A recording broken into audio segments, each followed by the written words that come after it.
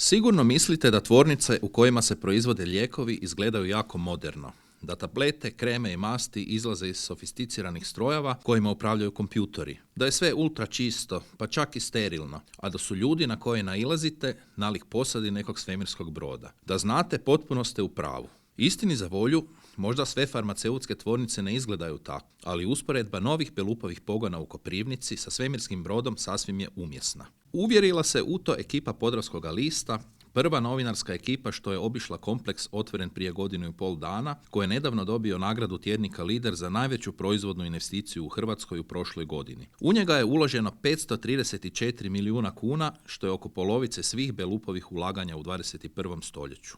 Dakle, mi procjenjujemo sada da ćemo do kraja ove godine u novim tvornicama napraviti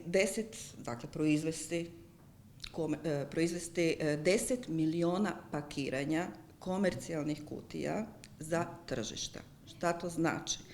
To znači da tih 10 milijuna koje smo ove godine proizveli u novim tvornicama ne bi bez ovih kapaciteta novih mogli ostvariti u postojećim tvornicama. Kad gledamo koji nam je plan bio za ovu godinu, mi ćemo ga premašiti za neki 3%. Dakle, nekakvih 103% realizacije će biti. Tako da, ako gledamo sad sve te parametre koje sam navela i više nego da smo zadovoljni s cijelom pričom, ispunili smo dakle sva naša očekivanja i sve naše planove.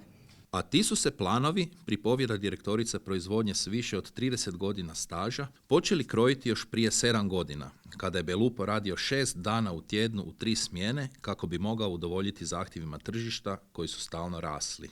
Vidjelo se da već 2015-2016 da će biti jako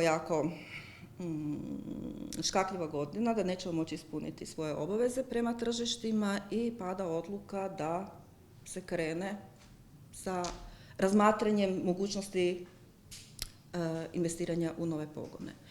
U novoj tvornici proizvodi se više od 1000 proizvoda, od raznih vrsta tableta i dražeja do krema, suspenzija i masti, a oni odlaze na tržišta 20 europskih zemalja. Proizvodni kompleks stere se na 20.000 četvornih metara i ima 3 kata. Već prvi pogled na unutrašnjost ostavlja bez daha. 100 metara prostranih, 4 metra širokih hodnika povezuje čiste sobe u kojima se odvija proizvodnja. Da biste uopće ušli, morate proći kroz nekoliko zaštitnih barijera. Sve se strogo kontrolira, poput tlaka i temperature, a zrak se u proizvodnim sobama izmijeni 20 puta u jednome satu. Šminka je zabranjena, tako da u novoj tvornici nema laka za nokte, ruža ili maskare, radilo se o ženama ili muškarcima. Radnici imaju sat vremena stanke za gablec, a pri odlasku i povratku iznova prolaze proceduru kroz zaštitne barijere.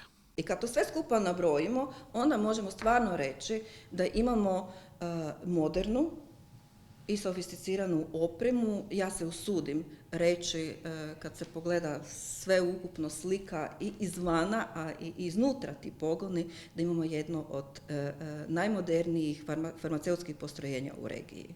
Belupo je novim pogonima povećao proizvodne kapacitete za 150%, ali ne samo to. U tvornici su osigurani prostori za nove tehnologije koje će kompanija uvoditi u idućim godinama kako bi udovoljila zahtjevima tržišta. Nije nevažno što je investicija otvorila čak 200 novih radnih mjesta, a to je jedan od najvećih ciklusa zapošljavanja u novijoj povijesti Koprivnice. Mi smo stvarno puno ljudi zaposlili iz svih mogućih profila. Bilo da je to iz područja farmacije, kemije, tehničkih struka, srodnih struka. I ono što veseli, da jesu procjene do 2020. da će se još stotinjak ljudi zaposliti. Nakon obilaska koprivničkog Enterprise-a, čovjek gotovo pa poželi biti bolestan kako bi mogao uzimati lijekove proizvedene u nove Belupove tvornici. Dobro, ne baš jako bolestan, onako, samo malo, toliko da mu pomogne tek jedan lupocet ili neofen.